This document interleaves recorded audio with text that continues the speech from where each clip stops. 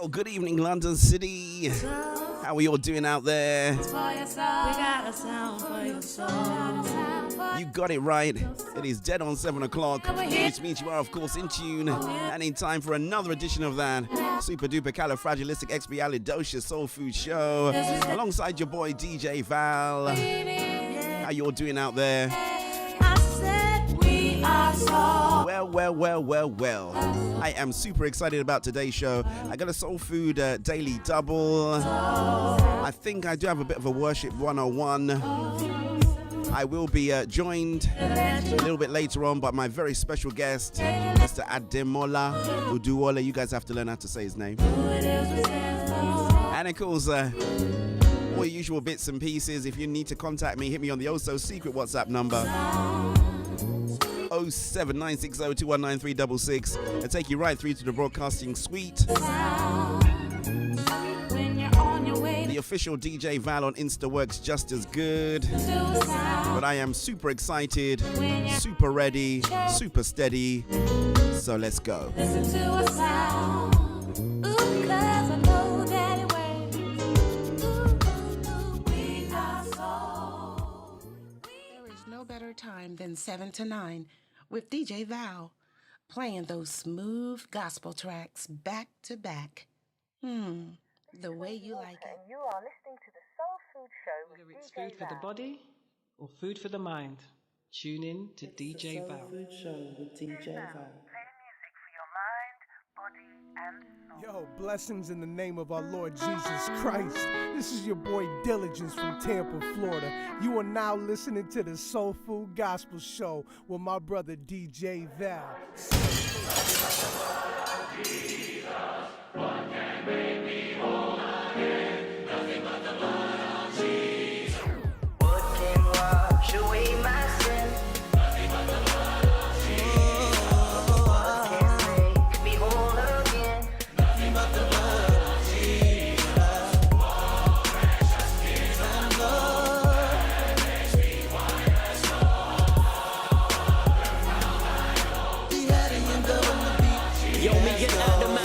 Gotta have words.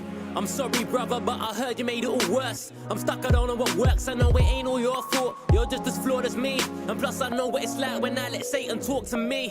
And yo, I've read all these books and I've read all these verses. So why, when I progress, do I get caught reversing? I'm trying to keep it moving, just trying to find your grace. But I just feel like in my life I made so many mistakes. Yeah. What can wash away my sins?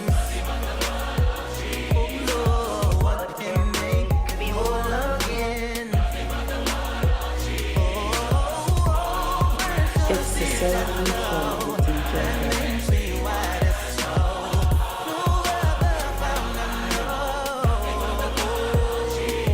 They think I'm crazy, It's the Soul Food Show and they don't with DJ understand Val. where I've been lately. I've been battling myself, but can he save me? I put my faith up on that shelf, and yeah, it changed me. You can tell that I've been lazy. It's the world that I was craving. But then I had a dream. He said that life ain't even always what it seems. Every test is a lesson, every lesson is a blessing if you choose to see the message. Tell me what can wash away my sins. Tell me what can make me whole again. Oh Lord, oh precious is the stone that makes me white as snow. No other power I know. And so I'm here. And I'm still standing by his grace, it disappeared. All of my failures, all my shame, now I see clear. And that's because no other name has brought me near. And I can't wait to see his face, I'm pressing on. All my mistakes, they are erased, and now I'm strong. It's like the judges closed the case, I can't move on. And yeah, I've moved from place to place, but now I found where I belong. It was the blood of Jesus. It was the blood of Jesus. I ain't nothing without the blood of Jesus. Covered in me, give me, where would we be? Without His Son, saving me all. Oh, precious is the blood that makes me white as snow. No other fountain I know, nothing but the blood of Jesus. it was the blood of Jesus that saved me. It was the blood of Jesus It's the soul that food raised show. me. I need It's the soul food show with DJ Val. Hi, this is Barbara Smooth Worship Kelly of Camden, New Jersey, and you're listening to The Soul Food Show with your host, DJ Val, on It's the Ruach soul Radio. food show with DJ Val. you that friend that I never had. You my bestie, bestie. That's right, I call you bestie, bestie. You were there, my friend, left me. You my goddamn savior. Your love, you no get no more. Oduwole, you are the reason why I wanna sing, Jale. I'ma tell the world my Jale. You've been so good to me, Jale. I'ma lift you up and live my life for you. If I start counting all the things that you've done, I'll be counting It's on the my soul life. food And show if I with count DJ a lot Val. of things where you still there do, I don't know where my counting going. Hello, no one is available to take your call.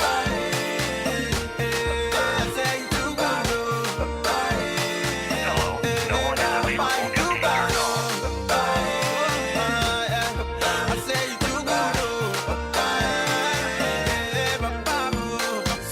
When the enemy was trying to act funny, to play my life like piano, then I know when you got God, you got melody. So play your life with the right notes. Hey, and my baby behind me, I get best, you would truly love me. Hey, so put the trust in chariots on Panamera. I trust God and it's to be boldly. That's why I did my lane with enough Chris.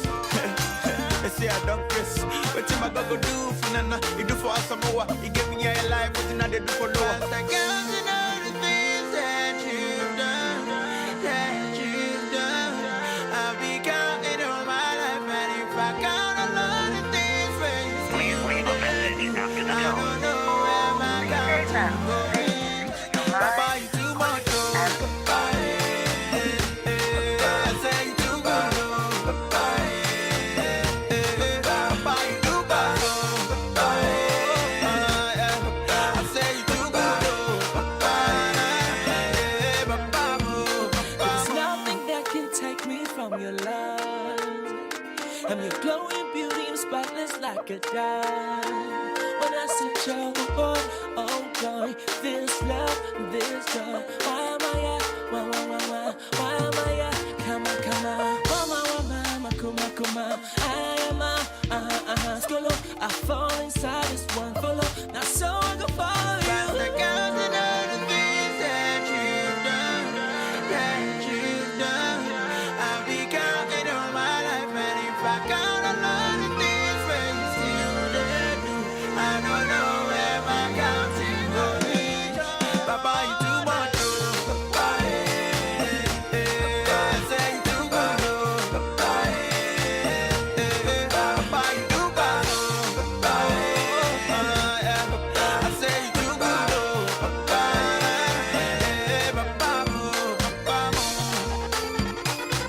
DJ Val, play music for your mind, body, and soul. Hey everyone, it's Keandra Lockett here, and you are listening to the Soul Food Gospel Show with DJ Val.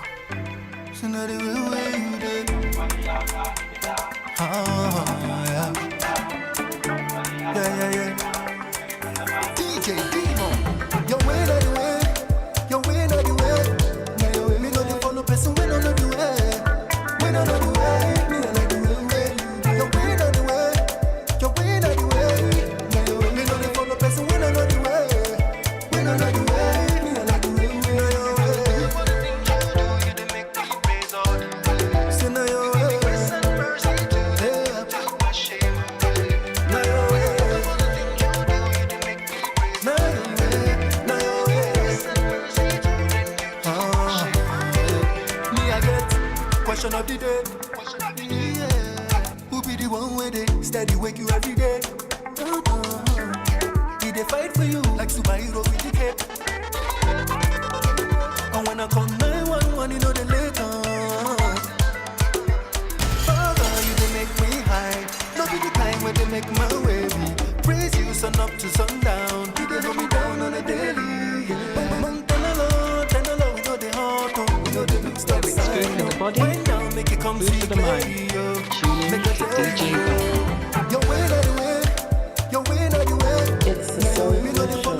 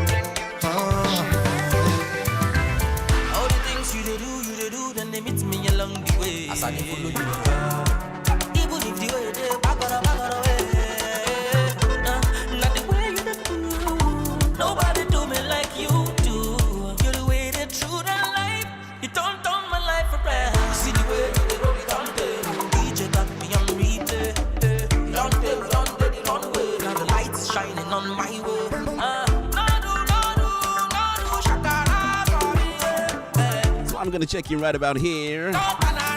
Shouts going out there to Femi Montesho. I see you live on Facebook. You need to read that message I've posted. Shouts going out to Lurleen. I see you on the stream as well. All the people out there on YouTube, God bless you guys real good. You have joined what I like to call on a Tuesday evening, Musical Mayhem 101, alongside your boy DJ Val. Playing nothing but the very best when it comes to finest in what gospel's got to offer. We are balling Sunday to Saturday. We know they lack, you know they where we be. I know they follow. Shouts going out there to Demi, Dio, Sungo P. Harry. Love of a boo. Shouts going out to Spiky John, all my regulars. Where you day, whether not for house, on a church, on a road, on a walk, even when I be the day, holiday, yeah. Gotta say, super excited about today's show. Got a really fantastic guest.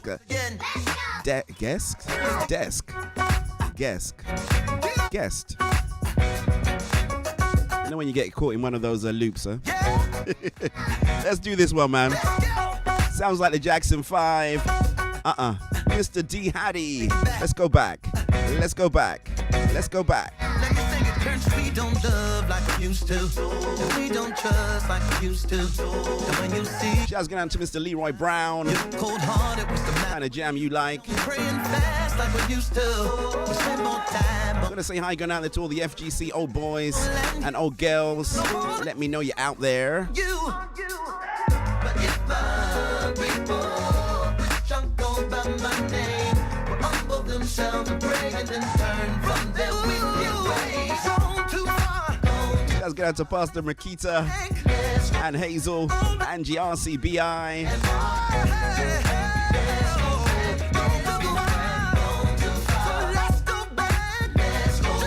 Shouts going out there to Shh.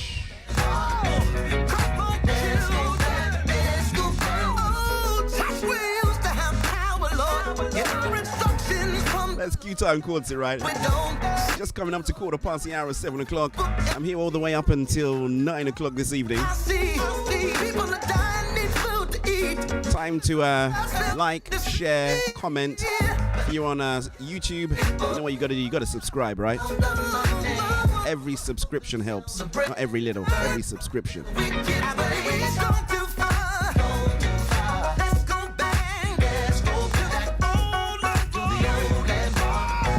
I should be tweeting the songs, right? Let's get down to Togi Shosh. Shogi Tosh. I'm speaking in tongues.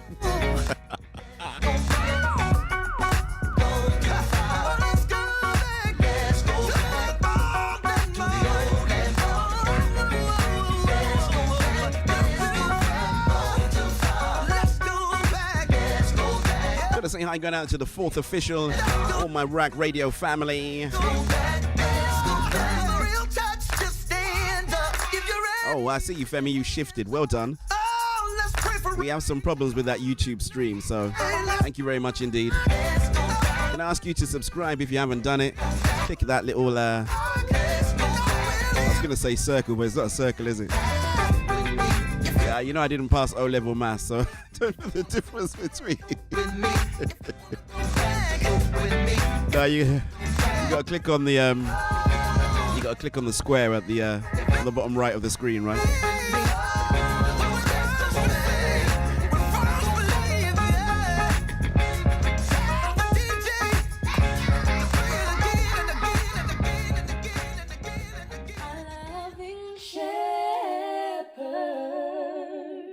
Hey guys, we're the Cokers, and you're tuned into DJ Val. Tuesdays, 7 till 9 p.m.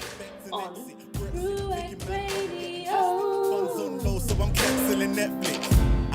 I love my baby girl. I love my baby girl, and I'ma sing it to the world. Hating me in a depressed mess. With the pressures that were mounted. When would I ever rest? Clouds up our overhead.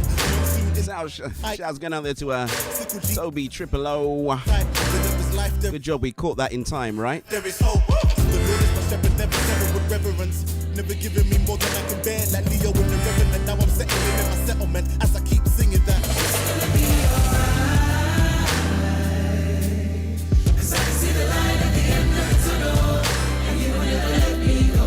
It's gonna be alright. Tomorrow's sun will rise in time. Hold on tight. I had a fight with life. Came to the fight with a knife. Got stabbed in the back. Realized that this is suicide. I expected it to be easier. With the blows and a broken nose, I didn't know I'd be defeated by his poor credit score and these bloody taxes. Why was I never told by these taxes? Fake friends, Oscars for the accent. This daily battle with lust and feasting with passions and battling with the enemy and my enemy. Going hand in hand with this synergy. Rumbling the jungle inside before man and God are lead negativity. Jacob in the middle with the sounds of the MOBO winning Triple O from his latest endeavor called Cry Like a Man. I fix this, I feel so dismissed. These shattered pieces, I go where pieces. It's like I'm drowning, the lights go down. I'm in a corner, there's no way out. I could come home, but I feel the distance. I know you heard me, but will you listen with all conviction? I hear one sound. You whispered to me that it's gonna be A-okay. I was going out to my boy Frankie Knuckles, Lady Sue, Godfrey, what's up? Lady D.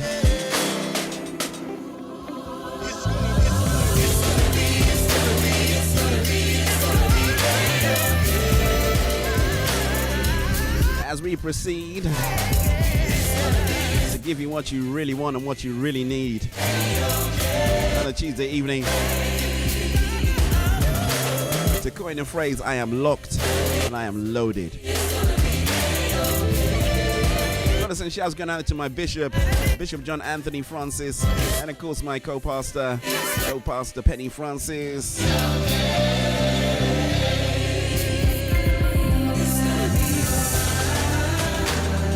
And we know even in these troubling times, once we have Jesus in our corner, it's gotta be all right.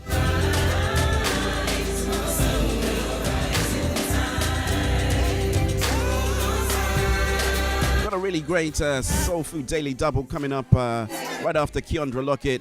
Congratulations going out there to Keandra. Not this song I'm going to play of her next, but the other one actually moved up. I think she said 3 places, or it moved to number 3 in some chart in America. So well done going out there to Keandra Lockett. You know, we support you, and you are really trying hard.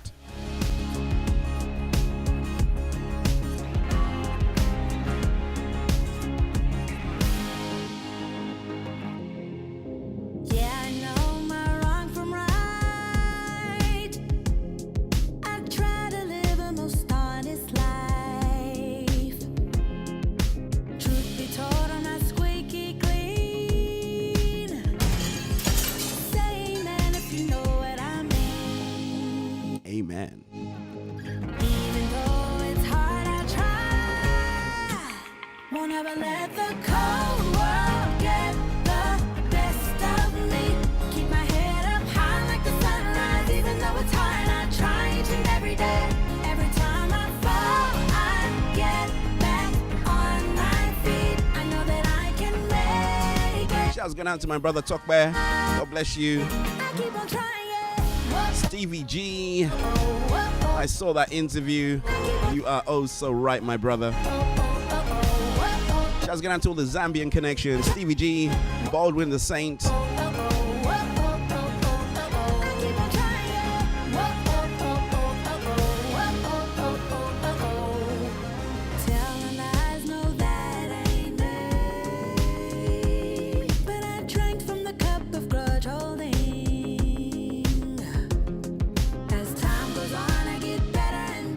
I see you snuck back to Facebook then, Hazel.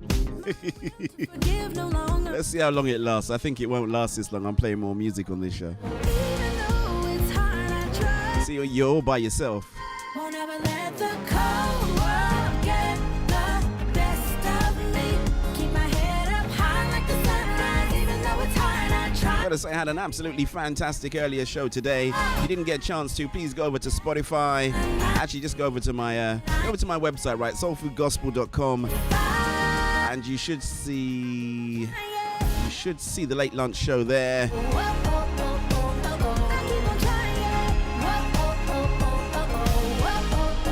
Somebody said to me I am producing faster than they can listen to. It's true, you know. I have the same problem. I normally listen to my shows quite a lot, but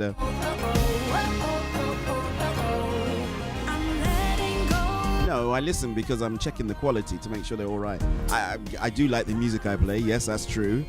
But you know, sometimes you catch things that are not quite right, and you can fix it, right?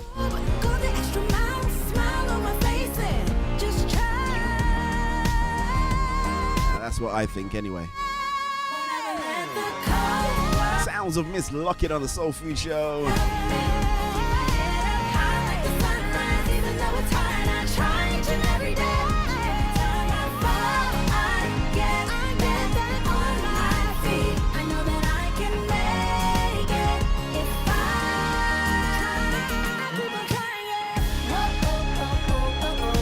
Buenos noches, buenos tardes.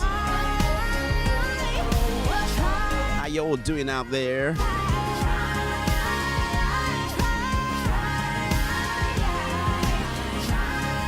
Okay, this show is running away with me, right? Just slipping up to 22 minutes past the hour of 7 o'clock, getting ready for the Soul Food Daily Double. Yes, indeedy. So, if you're like Femi and it's the very, very first time of you joining the show, the Soul Food Daily Double is where I take one artist and I play two different songs back to back. Sometimes I can flip the script, but there was no flipping of any scripting this weeking. To be honest, I didn't think that far ahead, you know.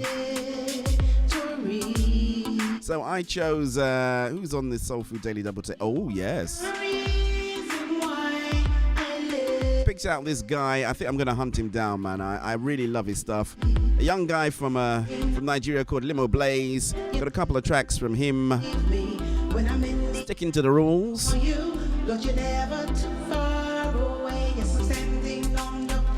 One featuring DJ Humphrey, and I can't remember who the other one's by, but anyway, still good songs either way. You can see I'm in one of those moods, right? Soul Food Daily Double will be coming up right after these important messages. Never too far away.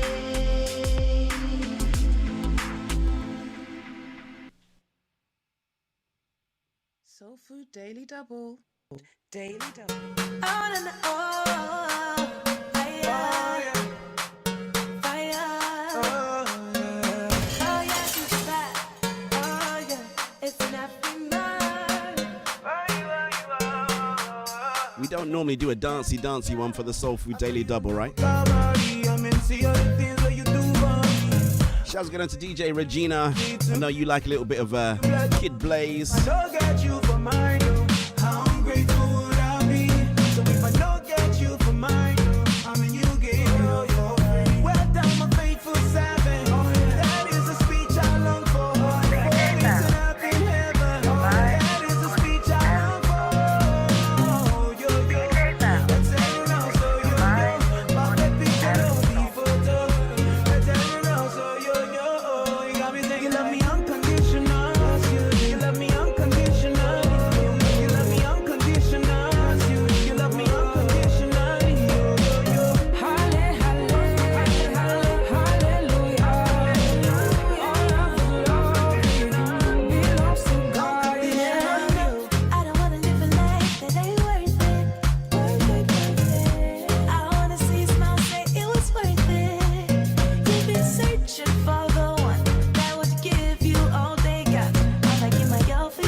I know if you subscribe, right? like you do. At the end of Can't pretend that you have. destination ain't been lifted up. And the life that I live is You know, YouTube's a bit like Facebook, man. Keeps no secrets. But it can tell a lot of lies. we'll be singing. So if you subscribe, I will know. Please subscribe if you're on YouTube. All the voices. Please share. Oh, God, you love me unconditional. Shouts going out there to Livon, You love me unconditional. wherever you might be. You love me unconditional. Enjoying us via Periscope. I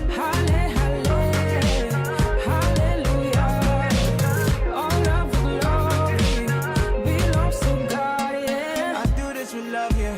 I do this for purpose. I'm taking no days off. I know it's my calling. The harvest is my Shouts going out to Chris from the Double G's. taking no days off. I'm preaching the word from Lagos. I like it when you stand for my back. Shouts going out there to Mr. Marizu Ikechi. Don't worry, we're going to work it out, bro. We're going to work it out. When I show down, it's about to be a shutdown. I got them saying, you love me unconditional. You love me unconditional. You love me unconditional. You love me unconditional. Hallelujah. All of the glory belongs to God. Limo Blaze.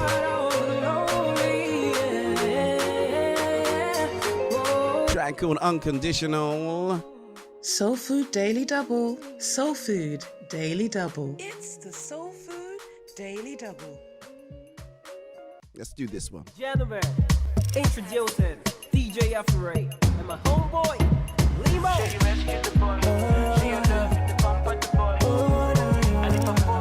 See, I've never done a Soul Food Daily Double like this, man. Keeping you dancing, keeping you moving on a Tuesday evening. Good evening and welcome to the Soul Food Show. If not what tiger drum passing, no, yeah. It is so good and it's so real and it's so free, yeah. The type of love it is shock passing, oh. If not what tiger drum passing, no, yeah. Shouts going out to my brother Gibson. God bless you, sir. Free, yeah. I know I don't deserve it. Your love is overwhelming, no. And it's a vibe, so your love. Oh, I thought he was keeping you company then, Hazel. I know I don't deserve it. Your love is overwhelming, no. And it's a vibe, it's your love, it was brain, no. Forgive my shortcomings, you know I hate these shortcomings, oh. I don't know. Shouts going out there to your significant other as well, Gibson. My shortcomings, you know I hate these shortcomings. Love that song, 23 Days of Summer. Feeling like summer over here in the United Kingdom of Great Britain. I don't know how you love. It's getting warmer, it's getting warmer. Shouts going out to Positive M. She said it needs to be about 20 degrees before she says it's worth coming out of her house. Well, not actually, but you know what I mean. I don't know, anything in double digits is okay for me, man. Anything in teens. I know what it's like in Lagos now, probably about 31, 32 degrees. Your love is overwhelming, no. And it's a vibe, it's your love, it was brain, no. It all depends where you are, whether you're in Abuja, well, Abuja's probably even hotter actually, yeah. I forgot about that. But if you're in the UK, it's a nice long evening. Thank you for taking the time out to be with your boy. And if I fall anytime, you lift me up, you protect the boy. Oh, yeah. So you rescue the boy. And you rescue your love in the bumper. Yes, you bumper. And if I fall anytime, you lift me up, you protect the boy. I'm a mess. I don't know how you love. Thank you very much indeed for the thumbs up. But see the way that you love me.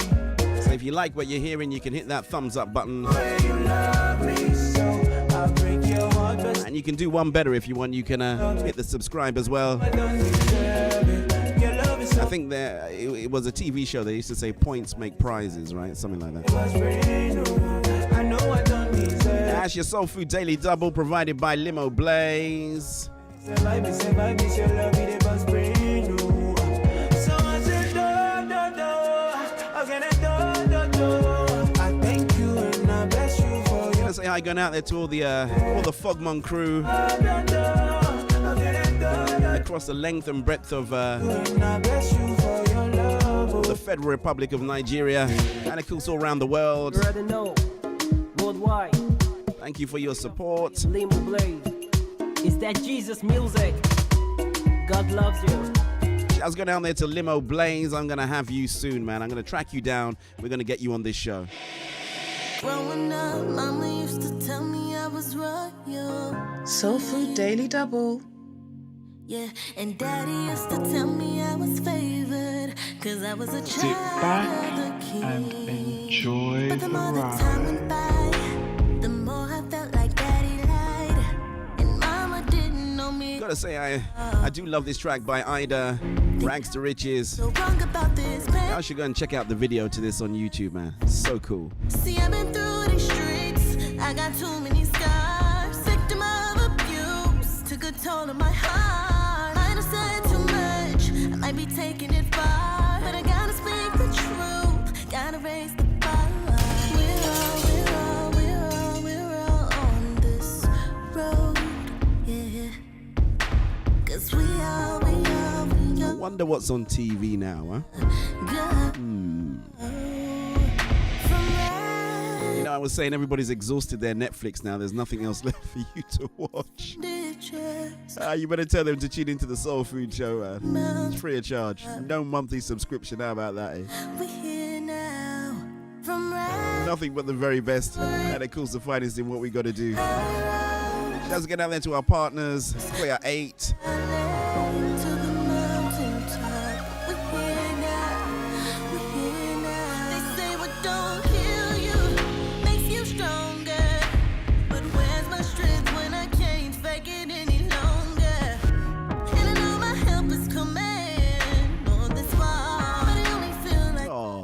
Somebody said, are we allowed to do dedications? They just WhatsApp me. Of course you can. This show was made for dedications. Guess that's when he gave us life. I just wanna be worth the price. We're all on this road, yeah. Cause we all wanna go. From rags to riches, high roads from ditches, from the valley to the mountaintop. From rags to riches, high roads from ditches, from the valley to the mountaintop. We're here now. Journey of 1,000 miles, and it started with a step. These mountains seem so high. Good Lord, I need your help. Everybody wanna be rich. Nobody wanna work hard. I ain't like everybody though, including everybody I know. Yo, I don't wanna ever grow up, cause now I know what that means. The nightmares when you wake up and you've given up on your dreams. The big things that I'm built for, boy. What you think I'm here for? If I'm scared to fail, I can't tell, boy. I've been waiting for years to go from rags to riches. High roads from ditches, from the valley to the mountaintop. We're here now. From rags to riches, high roads from ditches, from the valley to the mountaintop. We're here now. We're all on this road, yeah. Cause we all. Super smooth sounding Ida. Featuring Sean Simmons. Rags to Riches. Streets made of gold. I just wanna see them. All hail the king. All hail my king. I just wanna meet him. Ew. I just wanna meet him. Ew. I just wanna meet him. Streets made of gold. I just wanna see them. Rags to riches. We all want to go from rags to riches, from highways to whatever it is. Let's do Saint C. Dripping in the blood of Jesus.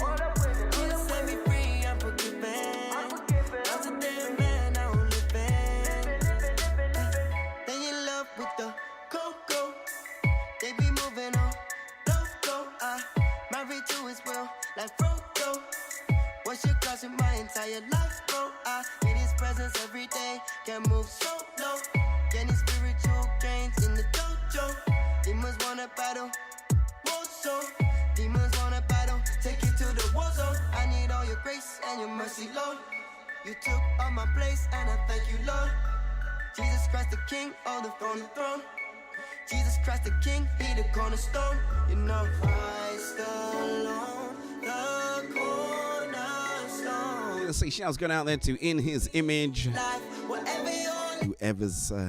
whoever you are. It's very cryptic, isn't it? In His Image.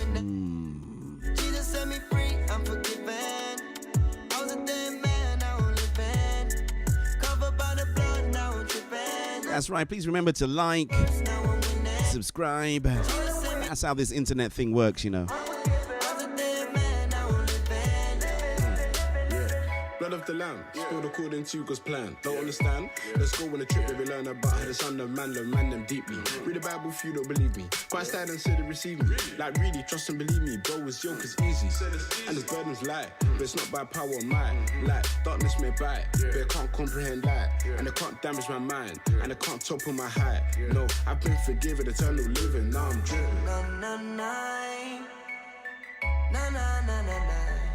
I told you this is Musical Mayhem 101. I'm dripping, I'm living by faith.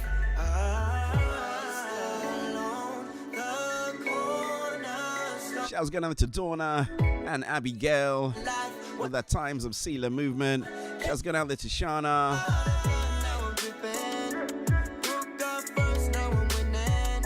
And to Kwan. Heidi High going out there to Alistair V and his mummy Olive.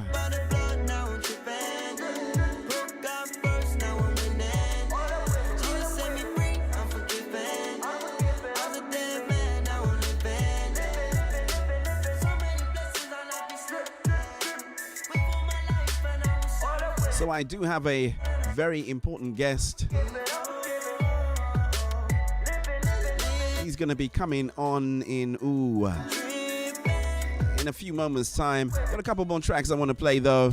Got some Mali music. This one is, I think, very appropriate for the season that we find ourselves in. What's it all about? Why is blood flowing through this body? Why is air in my lungs? Track called It's Gonna Be Alright, you know. Where we going now? This too shall pass. Did I get to place my feet here? That kingdom come, that kingdom come.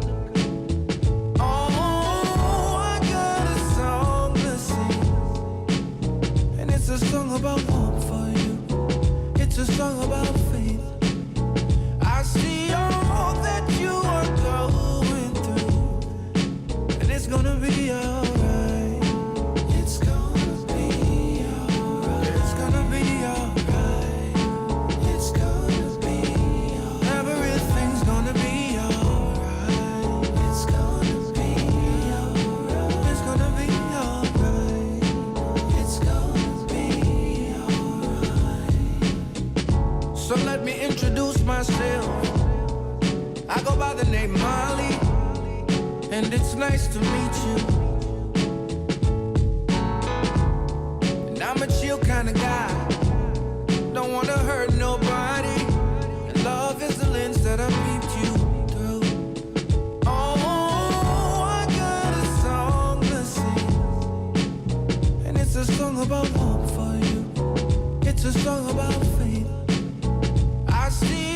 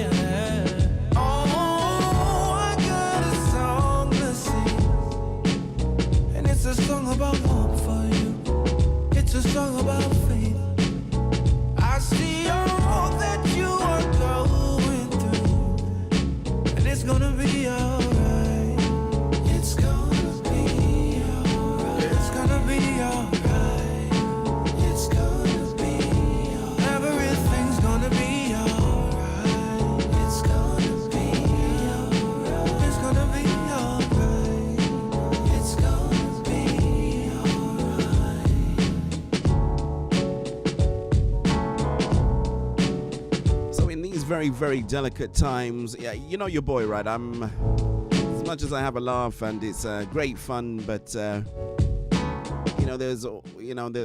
feel sometimes there is a weight of responsibility as well. And in particular, one of my good friends, his uncle passed away over here in the United Kingdom of Great Britain. Okay. I guess what makes it a little bit more challenging was his uncle was a nurse working on the front line, taking care of everybody else, and he's gone on to be with glory. He's gone on to be in glory. So send this one out there to the whole of the Sankor family.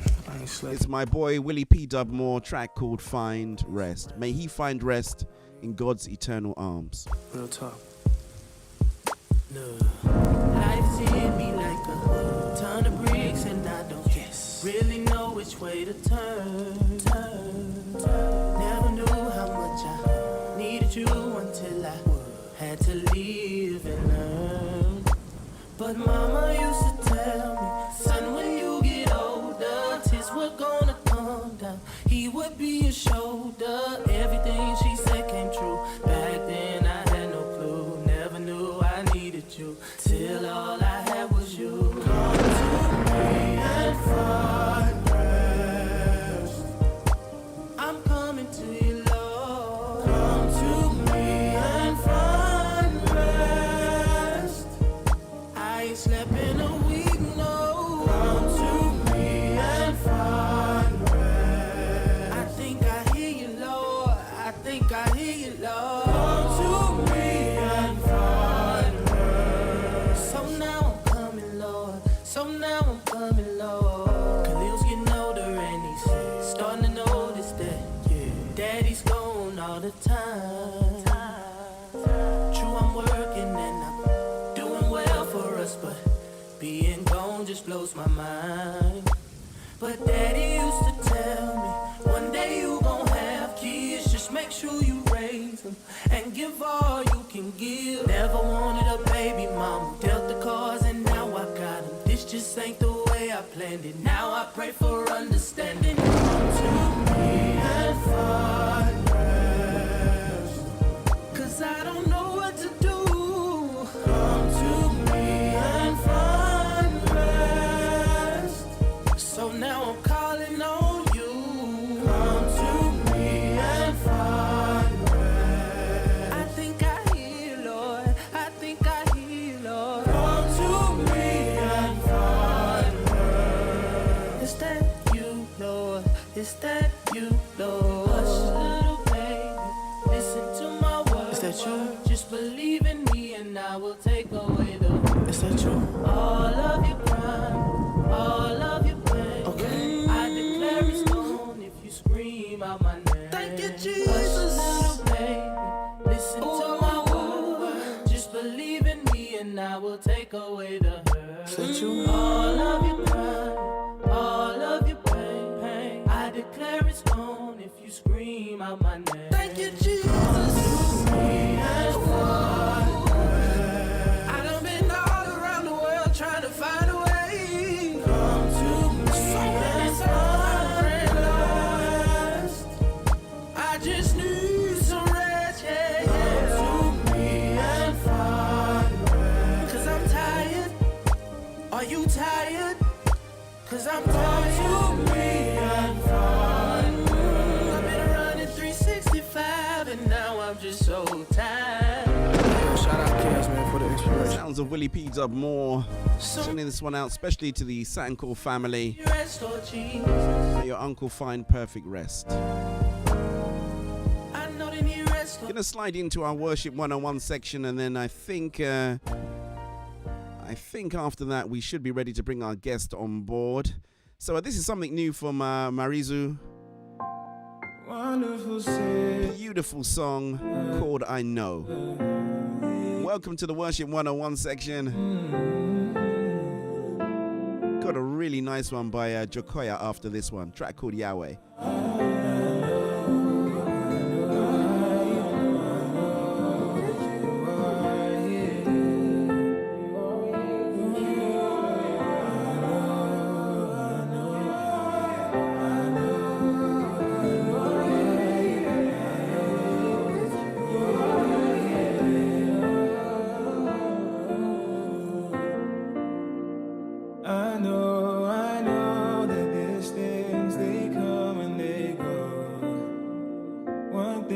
for sure that your way for me won't go cold. So I'll stay with you in my heart, I won't fade now.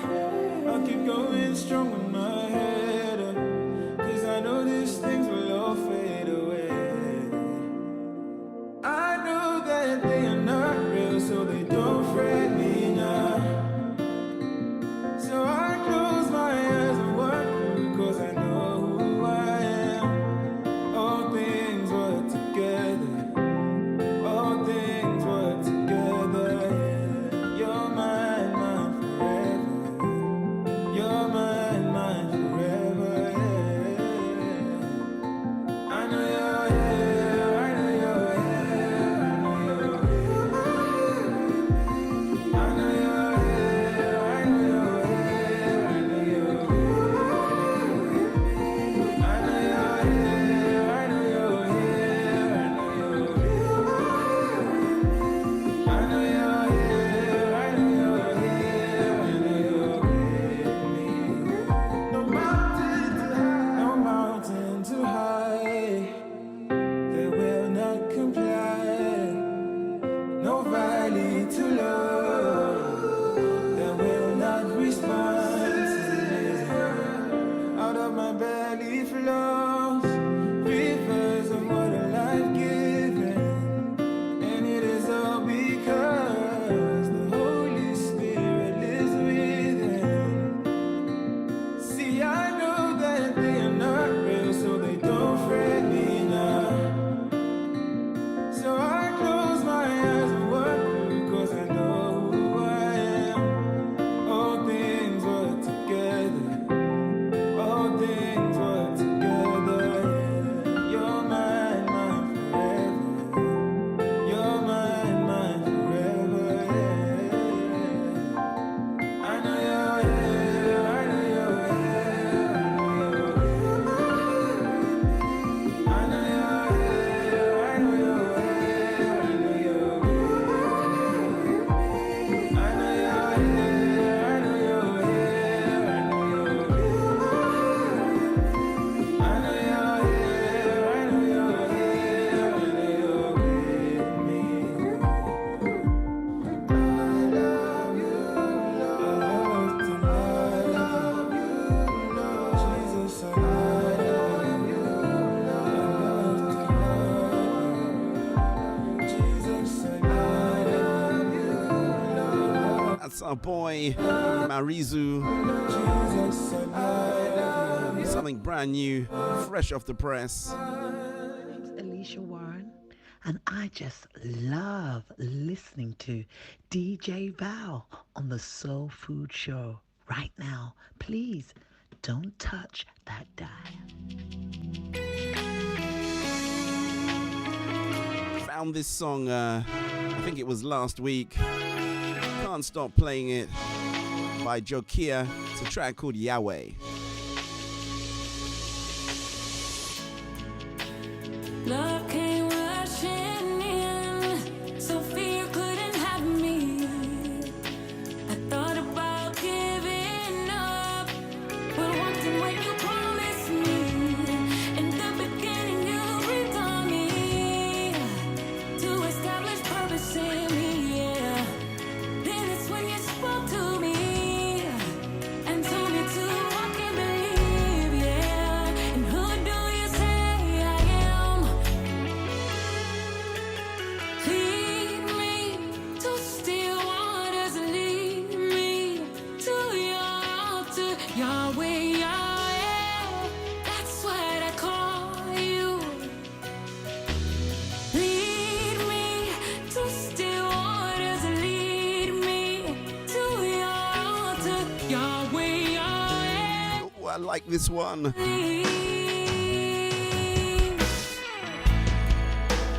Love came rushing in, so fear couldn't have me. I thought about giving up, but walked in where you promised me. In the beginning, you breathed on me, to establish purpose in me, yeah. And then it's when you spoke to me, and told me to walk in the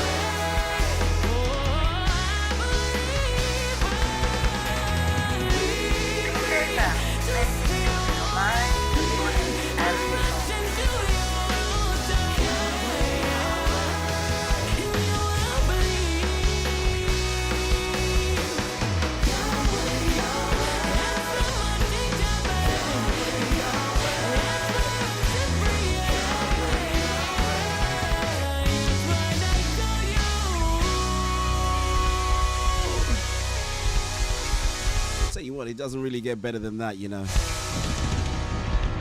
The effervescent sounds of Jacoya and a track called Yahweh. As we move closer to the top of the hour, gonna play this one by I haven't seen him in a long time, man. Junior Gar, track called Waters. Apparently this track's streaming about 1 million times at the moment. Come back to the water.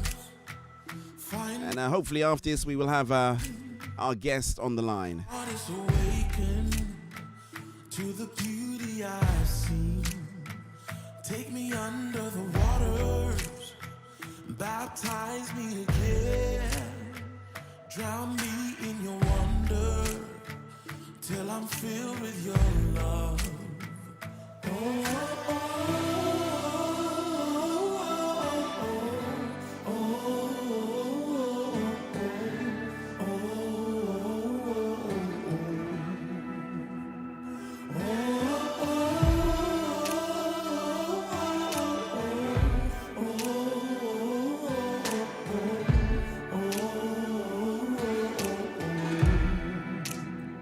This peace is a weapon that the devil can't take.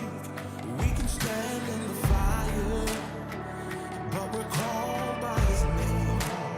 So come here to the table, 'cause we're all the same. No fear, no rejection, 'cause we're the children of God.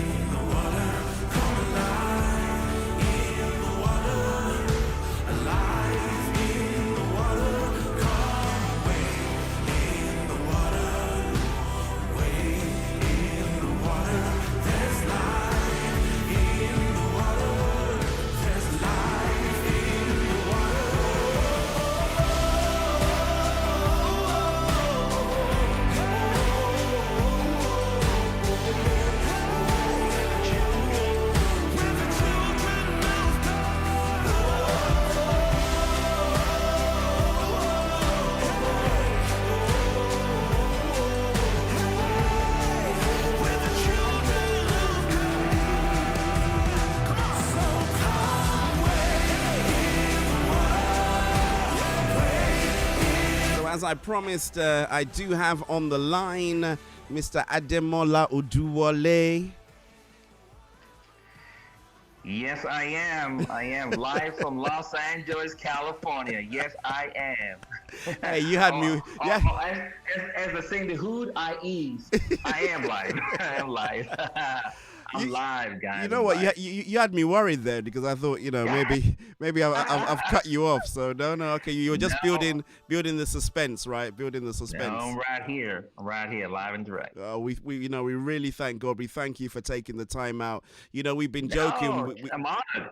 We've been joking that we've been trying to get this kind of like arranged and organized for a little while, and with your schedule and your daughter's schedule, it's been a little bit difficult. And then, it just takes a global pandemic, and then all of a sudden we've cleared our schedules and we're good to go, right? Well, I'm thankful, man. Listen, I'm just thankful that we're good. Wife and kids are great. The Lord is keeping us. What else can I say? Because if it was up to me, I'd have messed things up. So I'm just thankful that I'm serious. I'm thankful I'm not in charge. So I'm grateful. I am grateful. I'm grateful. Well, my brother. So how is it out there in LA, actually, before we kind of like get into the meat and bones and stuff? Well, they have this restriction, but it's not like a serious one. So it's kind of almost like a suggested restriction is when they say, the doctor recommends to take these two pills, but some people take it and some people don't take it, if you know what I'm saying. So it's not it's not real strict and but people are real good with the social distance and stuff. Even when you go jogging, the guy's like, I'm across the street now. So people are serious about the social distancing, yeah. But people are doing stuff. It's LA, 40 million people in California, you just can't knock them down in a box. So, wow. but people are kind of responsible about it. They're kind of responsible how to do it. Yeah. Good, because over here, they had some problems. I think it's a bit like you guys. It's been suggested that you don't come out unless you really need to for exercise.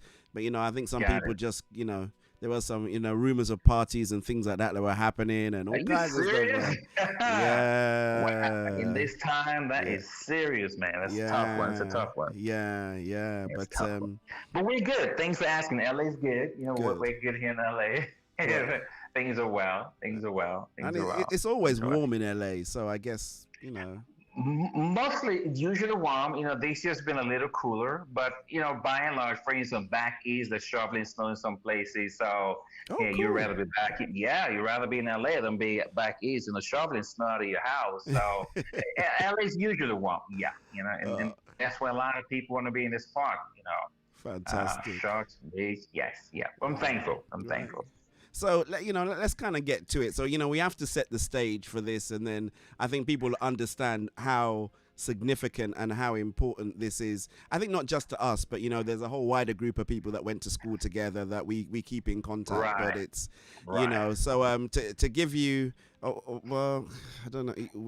Okay, because I don't want to talk too much. I really want to talk about you, but just to give a background to my listeners and guys and stuff that are out there. So myself and Ademola, we went to school together, secondary school together, Federal Government College in Laurie. Yes, we did. Out there in good old Kwara State. Is it still Kwara State now? I hope so. I hope so. Those were the days, man. Those were the days.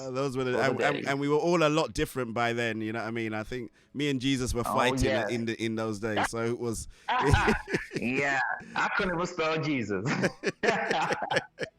So I know things were a whole lot different, but and we've kind of like left Nigeria, come out. You were in the UK for a bit. I know because I know we bumped into each other for a little bit here in the UK. Yes, I was.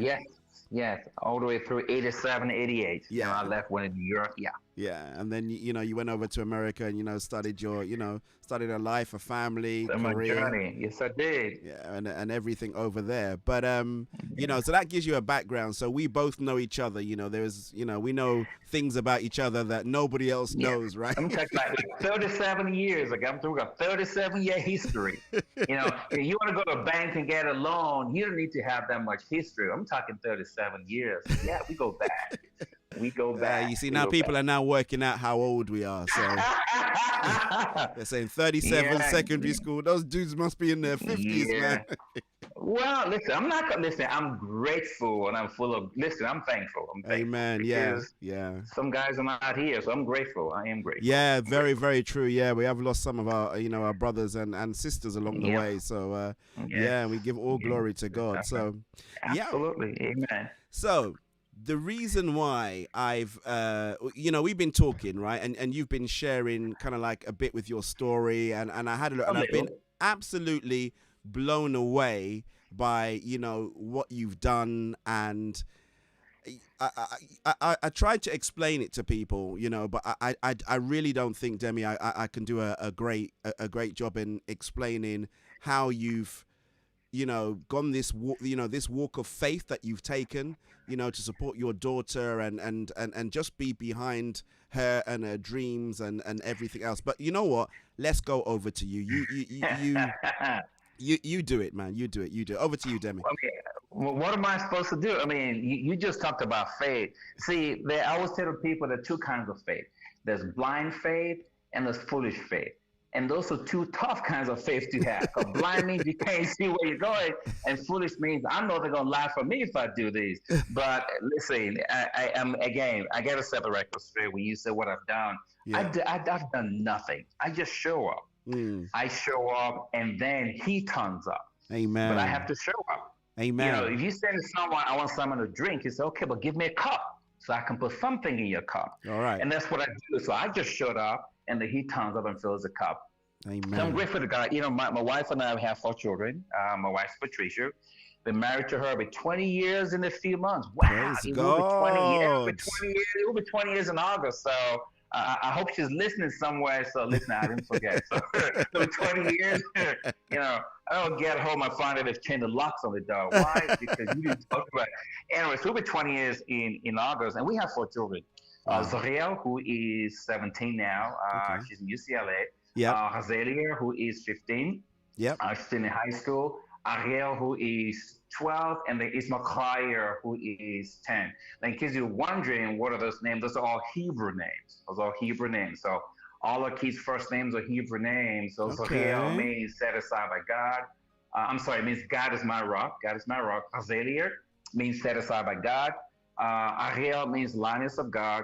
And then my son Ismael Khyer means God Almighty will provide. Amen. So which means if there's any day we forget to pray, as long as we're calling those kids, we are praying and speaking into them. Seriously, you know. I love it. I love it. I love it. I gotta balance this equation.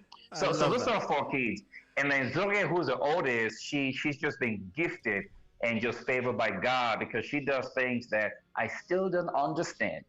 I still don't understand. I know, you know, I've been to places where when I'm watching her, all I can say is, this girl lives in my house. She's upstairs, and she lives in my house.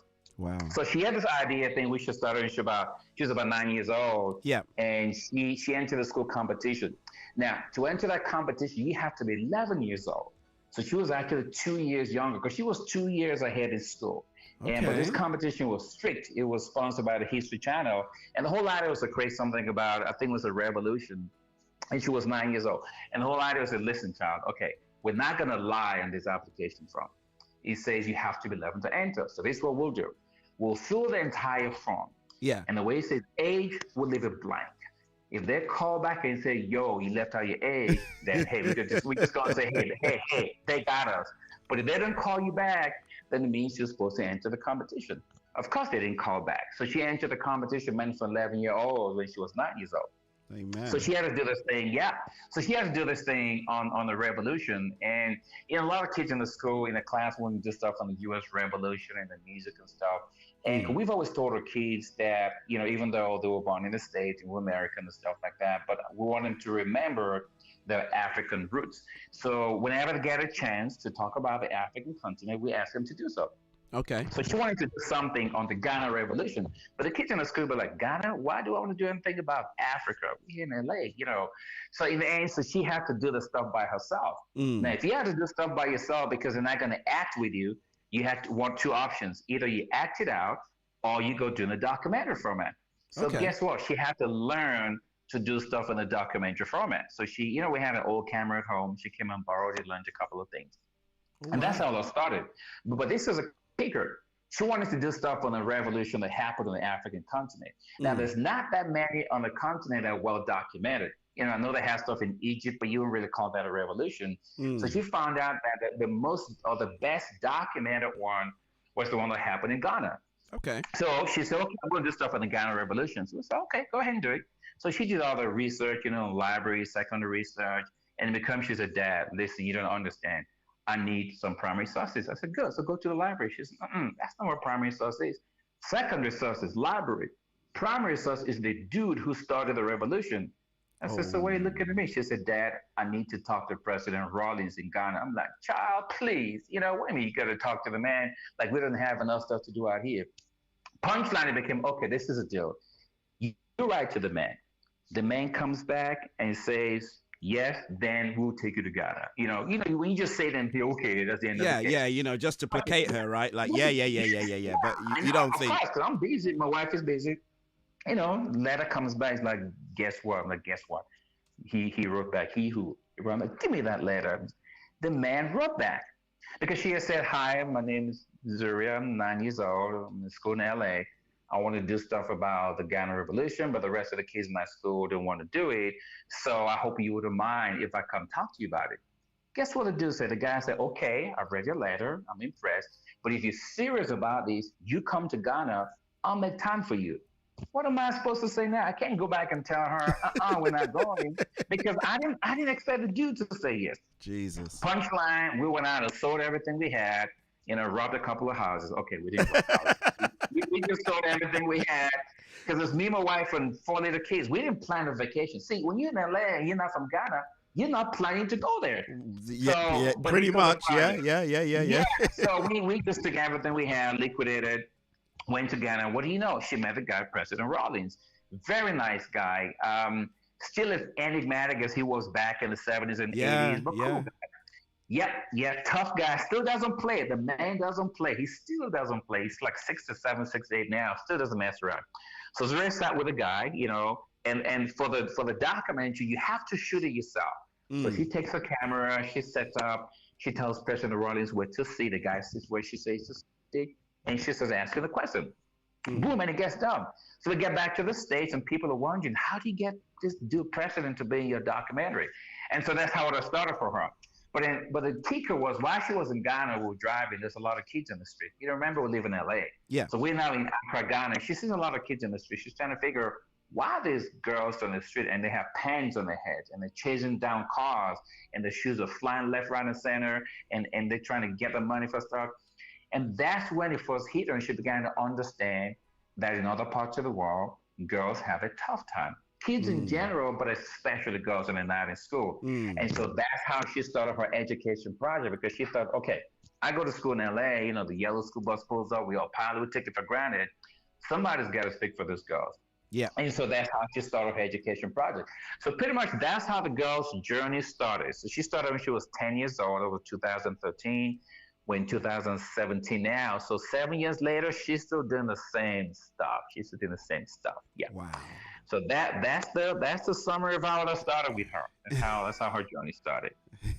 So her journey now directly impacts your journey, right? Your life journey going forward. Yes, it does, because she's still a minor. Legally, she's a minor. she's a minor. So yeah, it does. It would be like figure you were 12, you're 13, and you need to travel somewhere. You're not just going to hop on the plane or hop on the bus. Your parents got to work it out for you. So in the same way, because she was serious about it at age 10, we had to make some tough decisions, and then everything else revolved around her. So yeah, it seriously impacted my life. Yes, it does. I'm not complaining. I mean, it was kind of tough back then, but I'm thankful. I'm grateful for the God that He made a way. Right. So let's talk through that tough choices that had to be made. So let's kind of like look into that one, because I know my listeners are saying, yeah, what tough choices? Let's hear what you have to say. So all right. So you have a 9/10-year-old child that says, right, 10-year-old child, that is ready to launch this out. Is what I want to do. Yeah, I want to be helping girls around the world. Yeah, I'm helping girls around the world. How about helping your sister in the house first? She's thinking, this is what I want to do. And at that time, I was working, because I work in corporate advisory, and I was developing stuff for a few government. Yeah. So my job was in the Pacific Island in Fiji. So I was working in Fiji, the Pacific Islands, beautiful country, incredible people, charming blue waters from here to Wazoo. So that's what my job was. And this girl says, I want to do this thing seriously. You really? Says, yeah, this is what I want to do. But see, my wife and I had this discussion before we had kids, saying when we have kids, if any other kid shows serious interest in something, we will do whatever it takes to support them. Now, I didn't think it was going to be this kind of stuff. You think like, oh, you want a piano lesson? Yeah. I'll buy you a piano, no problem. Yeah. I'll get you 2 rackets. I won't go and buy no piano. I'm just going to hire a piano teacher. I ain't going to buy no piano. Anyway, so that's what I had in mind. But punchline was, she got serious about it. And we had some projects within the Fiji. I would commute to Fiji, hop on a plane, 10-hour flight, get there. Sometimes the whole family comes over. So that was literally my job. And it meant we had to begin to make some tough choices. So my wife and I had a discussion, and we knew that there was no way on God's earth we were going to allow some stranger be taking her around from country to country. And we knew that one of us had to do it. And so, we talked, we prayed. And that's why I said blind faith and foolish faith. Yeah. That's what it looks like when you have no idea where you're going, but you know there's someone who's bigger than you, and there's a bigger picture. Amen. So we decided, okay, that, I said, this is what I'll do. I told my clients, I couldn't do certain things. Actually even started a media company as well. We had some publishing rights. We were doing some stuff. We were starting to do, things are beginning, to take off. And so I said, this is what I'll do. I said, I'll take 3 months off work, and travel with her and see how that goes. And that was 7 years ago.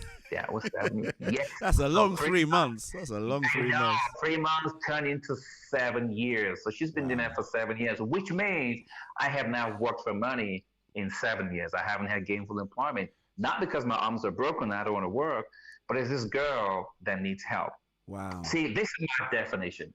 See, if you have a child and you don't do everything humanly possible to help that child, that's my definition of child abuse. And so, listen, this child didn't ask to be born, and she wants to do something. And my wife and I already said, hey, we'll support her kids, whatever it takes. So I just didn't think it was going to take quitting my job, but that's what it took. Yeah. So that was a big sacrifice. I mean, we actually did a bunch of things. We had 2 cars. We sold one. My wife has a Honda Odyssey, which is like a minivan. Yeah. So I had a Ford sedan. I sold that. So we had a cutback. We had to have like small cash reserve to kind of help out because we went from dual income to single income. Now you got to remember that California is the most expensive state to live in the union if you don't count Hawaii.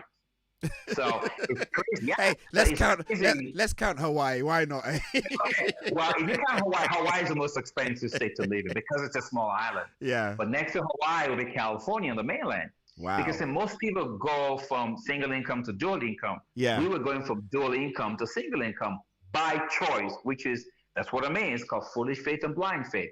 But I said that's what it took because for her to travel, I became her travel chaperone because somebody had to travel with her. As I said, there was no way I was going to have some stranger travel with a 10-year-old girl in this world. See, the world has changed. Like 30 years ago, you could just send your kid down the road to buy candy. Now you send them with a GPS phone, a satellite phone, a drone, and a gun in their pocket and say, okay, go buy the candy now because the world has changed. Yeah. So, the world is so that's what it took. We sold the car. We moved from a bigger house to a smaller place. We just cut back. We did what was needed, cut back on things we usually did just to make sure that this girl took off. And so those are some of the sacrifices that were made for this child to take up. Now, again, as I said before, it's not what I expected. I didn't even know what to expect. It was just, this child needs help. I need to support her. But when I look back now, I mean, see, if I told my friends then that, I stopped walking, but what's the matter with you? Yeah. And, listen, this is a brother talking. You say, in my house, we live on my wife's income. What's the matter with you? What kind of stuff is that? Yeah. Even my dad, and I told my dad, I stopped walking. My dad was like, why? And I said, well, Zura needs help. What do you mean needs help? Why? My dad is old school. My dad is 85 years old now. He's a pediatrician, retired. Yeah. But even he didn't understand. He didn't get it. But you see, there's some choices you make in life because you make them for yourself. You don't make them because of other people. You make them for yourself. And so when I look back and see what she's done, she goes and speaks to kids in school and kids out of school. So she speaks to in-school kids, especially girls, and tells them why they should stay in school. And then she speaks to out-of-school kids, especially girls, and tells them why they should stay in school or tries to find ways to get them into school. So far now, she's spoken to about 48,300 kids in 18 countries about the power of education and why they should stay in school. So in countries like, Egypt, Ethiopia, Ghana, South Africa, Malawi, Tanzania, Nigeria. So she speaks to kids in these schools, about, the need to be back in school. But then this is where it gets really exciting. Whenever she goes to those countries, she goes all the way to the top. So she will speak to the presidents or the prime ministers of the countries and ask them what are they doing to make sure that they're creating policies that's easier for girls, not just to go in school, but to stay in school. Because in some culture, when a girl is 13, they're thinking, listen, it's time to get married. Get married. Yeah. So she gets to a place like Ethiopia and even in Malawi and Mozambique as well. So she will speak to the leaders in this country. So far now, she's spoken to about 30 or 31 presidents and prime ministers from various countries. Yeah. You know, when I say spoke to, I don't mean get on the phone. I mean, they will go through the appointment process, through the protocol, security screening, and then they will sit across each other and talk about these issues. So yeah, she's spoken to about 31 world leaders now, you know, about these issues. So that's what I mean by if I look back, I see how far the Lord has brought us, because there's no way, because it doesn't make sense. How come a 17-year-old girl with no connections, I mean, Yeah. it's not like a wealthy family, just a regular kid who just had an idea. There's no way she would have sat down with 31 world leaders and be talking about issues. I mean, she gets invited to speak. She's spoken to UNESCO. She's spoken to the UN. She's spoken to the African Union. She's spoken to COP. So that's what I mean. But when I look back, I'm thankful to God that I was foolish enough to have the kind of faith that says, okay, I'm going to quit my job and do then this. travel with this girl. Yeah. I mean, look, we're, you know, and you kind of alluded to it as well, you know, African, Nigerian, you know, the father doesn't decide that he's not going to work and provide for, you know, for the family. It's just, it's just not done. And let me tell you something, right? I know you, right? You know, we went to school together, and when you started telling me this story, I think my mouth just opened. Like, what? I really couldn't believe it. So I think you've communicated it so beautifully and so easily. But, you know, realistically, and I know you're talking about blind faith, but, you know, in your mind, what were those challenges? What were those things that you started to weigh up that kind of like tipped it over this way? I mean, the first thing is financial. Again, like I said, when you go from dual income to single income, yeah, you cut a bunch of things out. But see, your costs don't cut down; they stay the same. And so you have to buy. Yes, you have to buy church. See, the power company going to come and say, "Oh, you chose to stop working, so we're going to choose to cut your bills down." It doesn't work that way. They even come and say, "You stop working, or you're gonna get some." You know. So anyway, so the biggest thing was the financial thing. Yeah. Because again, we have 4 kids, wife and kids, 4 kids. You know, 2 cars. They get a fuel the car, gas the car, service the car, insurance, utilities. You know, place to stay. So that was the biggest thing. That was the biggest thing. And again, I didn't know. See, there was no precedence. There was no rule book. There was no guide. There was no one. I couldn't say, "Oh, this guy did it 10 years ago." There's no one that I know who's ever done this kind of stuff. He will say, "Okay, I must start working because some girl wants to help girls go to school." What's the matter with you? Like, go upstairs and do your schoolwork so I can get my job done. That's the answer you'd expect to get. Yeah. So it was trying to figure out how to make this work. Now, again, like I said, we sold everything we have. We sold my car. We had, you know, had 2 cars, so 1 car. Had a small cash reserve. Yeah. But then we were burning through the cash quickly because, see, all her projects, or maybe 90% of the project were overseas, which means we have to hop on a plane. And airplanes ain't cheap. Last time I checked, they're still not cheap, even though today. So I had to figure out how long will this cash reserve last, because a time is going to come that, listen, we got to eat in the house, you know, in school. There's, you know, we still got to live a little. They got to go to the park. They got to buy shoes. You have 4 kids. They outgrow their shoes like weeds. So it becomes, time is going to come. How are we going to make this happen? And that's where the grace of God comes in. Amen. So sometimes in life, you're on a journey and you think it's your journey. No, it's not your journey. You're just training for another journey. Literally, you're training for another journey. It's like going to the gym and they say, "Okay, you got to run this race." I said, "But that's not what I trained for." So that's okay. That's what you were purpose for. So all this while I was working in corporate advisory, you know, advising companies on how to restructure and brand marketing and stuff like that. Yeah. I believed it was for me, because what I was doing in Fiji is I was helping them build the tourism industry. You know, just to digress a bit, the Fiji government, they had a coup in Fiji. You know, usually once they have a coup, the Commonwealth kicks you out, a bunch of things happen. Yeah. So Australia is a big boy in the Pacific. So Australia told Fiji, if you don't return power to the civilians, we're going to stop our citizens coming to your country. And the prime minister, who was the guy, he didn't care. But then guess what? The tourism dollars begin to dry up. So one of my roles in my job was to help build a whole new tourism equity, a whole new tourism brand, a whole new tourism market for them. So that's what I was doing out there. So all those things I was doing, I now had to bring it to bear to help my daughter. And what do I mean by that? Because see, to fly, usually we fly as a family because she was still very young. Remember, she started at age 10. Yeah.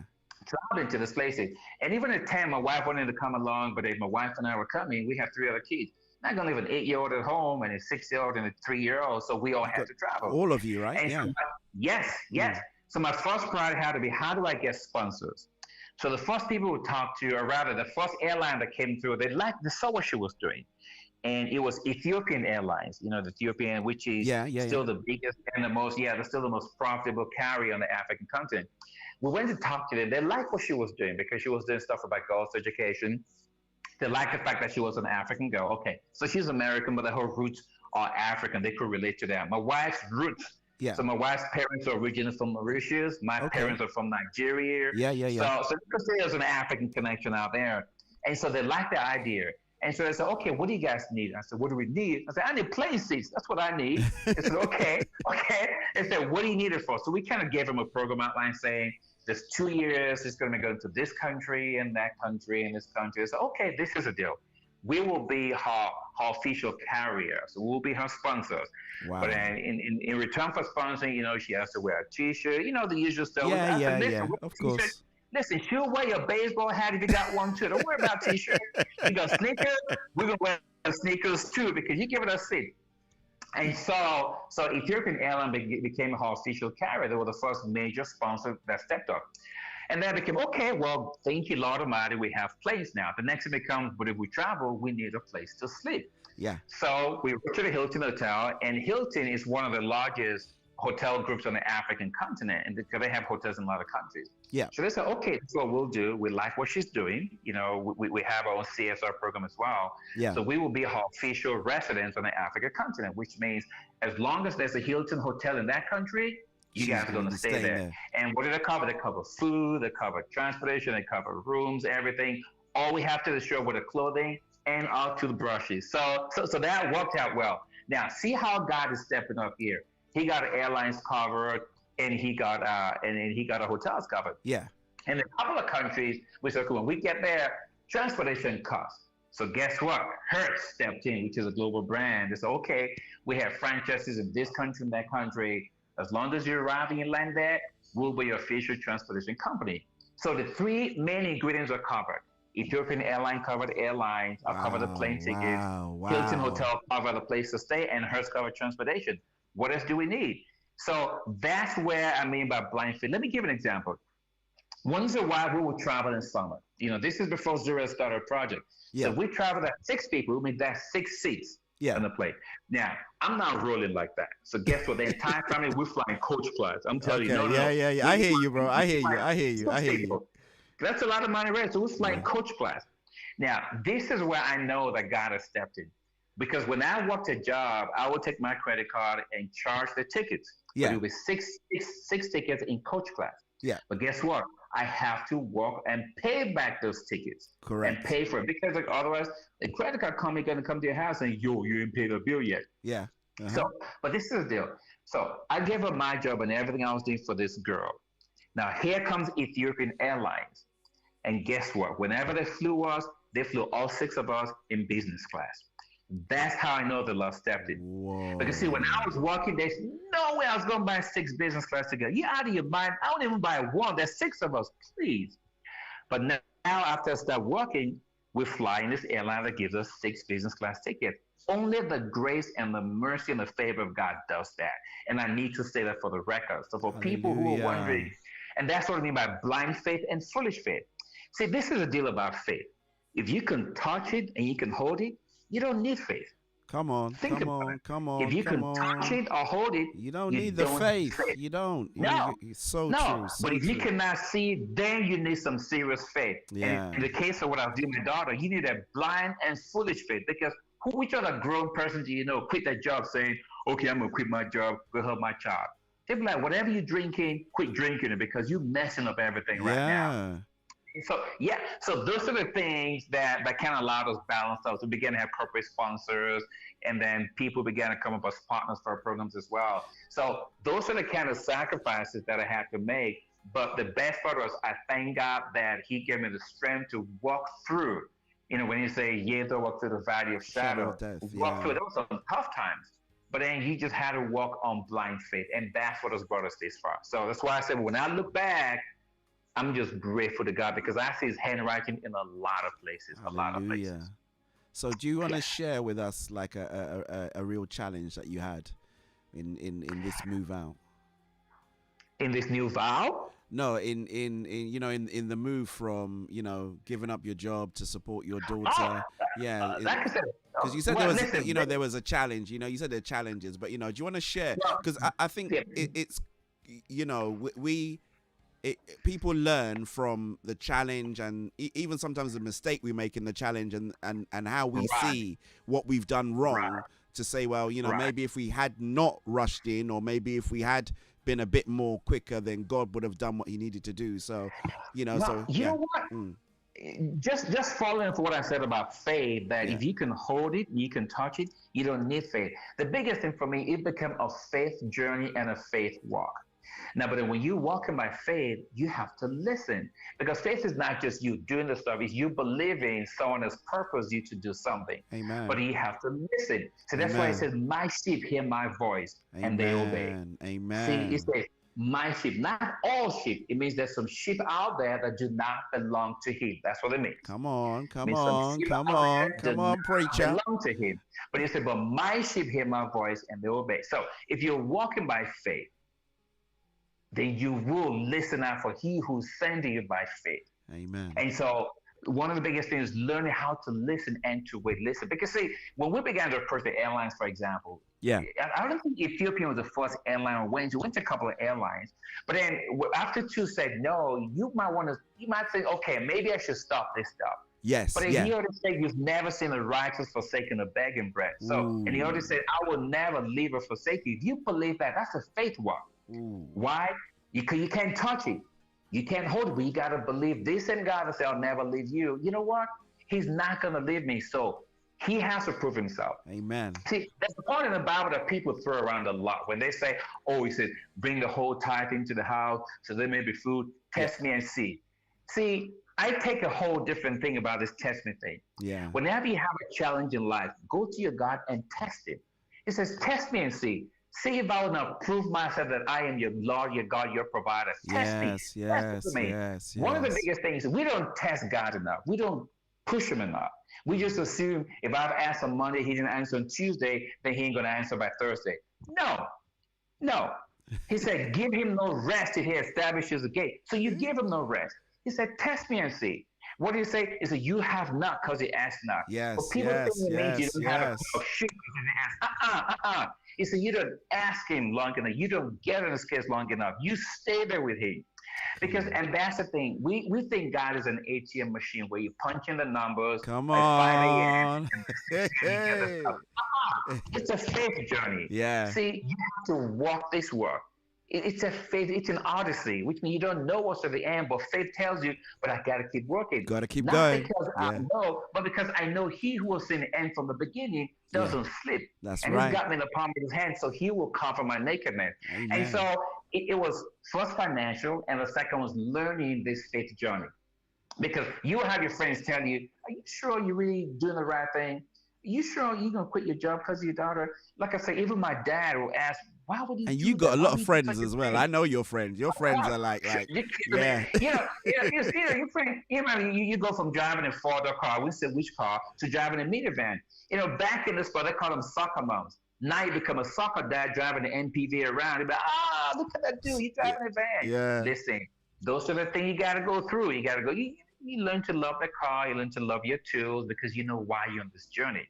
Yeah. They don't know why you're in this journey, but you know why you're in the journey. Because these are the same people now who always say to me, so when next are you traveling? Well, what do you mean by that? So can I carry the luggage? Oh, you won't carry the luggage now. Remember, you're wrapping in the minivan? Yeah. But see, it's okay. There's room for that because even our story helps other people build their faith. It helps them build their faith. Amen. So those are some of the challenges. I mean, you look socially speaking, when you go to a place and people look at you, you can tell what they're thinking. Oh, that's the dude right there. So you walk by faith, and your faith helps you overcome those kind of challenges or those kind of stereotypes. So those are some of the challenges. And then while you're on the road as well, sometimes you're on the road, And it gets tiring. This is a physical change. It gets tiring. You go country to country, there's time zone.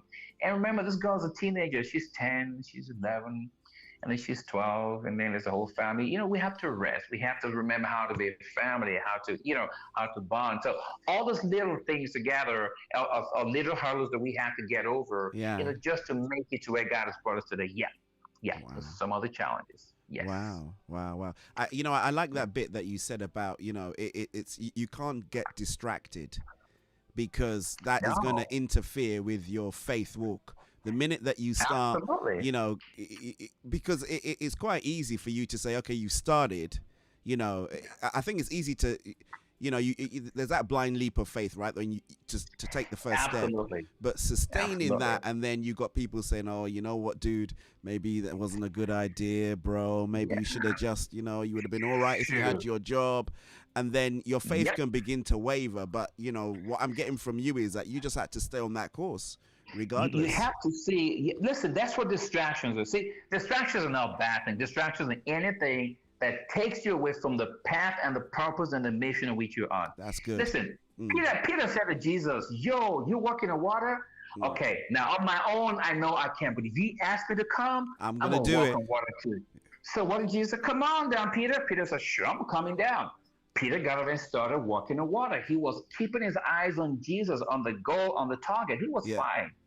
But when he began to look down, be like, whoa. Come on, walking in water and the fish is under my feet. Shoo, I don't know about this water thing. He began to sink. What changed? He took his eyes off of the prize. That's what he did. He got distracted. And so again, that's what faith is. I would say if you can hold it and touch it, you don't need faith. Peter was doing cool until got distracted. And he said, damn, this water thing. Peter's thinking, I didn't even have speedos on. I don't know how to swim. So if this water thing ain't working out, it bubbles from here to where. So the same thing on this journey is to stay there, keep your eyes on the goal and just keep walking it. Just keep walking. See, that's what the journey is, one step at a time. When you keep taking those steps, you keep moving. When you look back, you're going to say, wow, I have come this far. Or in our case, wow, he has brought us this far. So that's what I would say to people. Just stay on there, keep your eyes on the prize. Just stay the course. Stay the course. No matter what people say, stay the course. Share with us some of I don't know if there's one particular trip or there's one particular meeting that was kind of like the highlight that you thought like, wow, now my mind is really blown. It would have to be one or two people. It would have to be when the Secretary of State honored Zuriel when she was 14 years old. Man, at the age of 14, I had all the plans. This girl is 14, and she's sitting with John Kerry, U.S. Secretary of State of the State Department. That will be one of the major meetings for me because, we flew to D.C., and to actually be in his office, this is a stranger. We had got, go through all the security checks and, everyone's got guns here and there. You go through all the stuff and there's a waiting area. And then you go to a second waiting area, so you're getting closer. And then you go to the final waiting area, which is like, okay, I'm going to see this guy soon. So when they put us into his office, he was not on his desk. He had a secondary office behind. And you could hear him talking to a world leader. I'm thinking, damn, that dude is there on the phone. That's Secretary Kerry talking to a leader. I'm standing right here. Okay, I'm going to watch this go down. And then he gets on the phone because now he's keeping us waiting. So he gets on the phone and comes up quickly, buttons his jacket, and he says to Zuri, hi, I'm John Kerry. I'm like thinking, I don't know who you are. And Zuri says, hi, I'm Zuri. So, I know who you are. I'm thinking, you know who she is? Wow. That's unbeknownst to us. They knew. See, they've been watching what she was doing. Remember, the State Department has a program that started when Hillary Clinton was Secretary of State. She had this big agenda for girls on the African continent. I don't know if you recall. She and Chelsea Clinton traveled to the African continent while she was Secretary of State. She was pushing a girl-child agenda. She really was pushing that thing hard. So when she left as Secretary of State, Secretary Kerry took over, but they continued with those programs, trying to get girls in the African continent to go to school. Yeah. So when they saw this girl doing this stuff, it became wow. So they knew what Zuri was doing. They knew about her because she had met the assistant secretary once, and they knew what she was doing. Something funny happened in that meeting. First before she met the Secretary of State, she had to meet the Assistant Secretary of State, who was Lady Thomas Greenfield, cool lady, from Louisiana, great lady. Yeah. So we were sitting down, and they was, okay, Zuri, this is a deal. They said, we have billions of dollars. Now remember, Zuri, when she goes to those countries, she talks to the leaders of those countries. Yeah. I think at that time she had met about 14 or 15, just about 14 or 15 presidents. Now she's met 30. So they said to us, Zuri, they said, we have billions of dollars in a budget, and we struggle to talk to those leaders. You have zero budget, and they talk to you. What are you doing? How are you doing this stuff? But see, when Zuri says stuff like, it's the grace of God, they're like, no, that's not what we mean. We mean, listen, we have billions of dollars listening budget, and we have to cajole them to talk to us. You have zero budget, but they talk to you. Tell us, how do you do it? But then her answer doesn't really change, and that's when I understand. I see, to these people, they won't understand that is the grace and mercy. That's why it says, though having eyes, they cannot see. Though having ears, they cannot hear. The mind is too dull to understand how God works. They measure things and how they work. That's why they were saying, we have billions of dollars in budget, and these leaders don't talk to us. You have zero budget, and they talk to you. That right there should have told them something that, hey, there's a bigger power here. It's not about dollars again. It's about the hand of God, the mercy of God, the favor of God, the grace of God, the goodness of God, the purpose that God has put upon you. And so those are some of the times that was tough to explain it. So that was one of the bigger meetings, was with Secretary of State John Kerry. Another was with the president of Egypt. That was like about a year and a half ago, Abdel Fattah el-Sisi. Okay. This is why this was cool. Now remember, Egypt is an Arab nation. Now, if you understand how the Arab nations are with the women, women are not really visible in an Arab world. If you remember when Hillary Clinton was Secretary of State, when she goes to an Arab country, she's got to cover her face, and all that kind of stuff to become the world leader. When that lady on CNN, what's her name? Kristen Amanpour, that's her. When she's doing an interview with an Arab leader, she has to cover her head and all that stuff and things. Okay, this is what's different. This is how you know God has stepped in. We got to meet the president of Egypt. What does Zuri wear? Zuri's got a hat on. She's got a shirt. She's got pants. She's wearing boots. This is how this girl goes to meet her first Arab leader. Now, not because of anything, because that's just how she dresses. She wasn't even thinking about that stuff. Yeah. Now, here's a taboo part. She gets there and she puts out her hand to shake a man's hand. See, in the Arab world, first of all, the women just don't shake a man's hand. If the man's going to shake your hand, he brings his hands out first, and then you shake.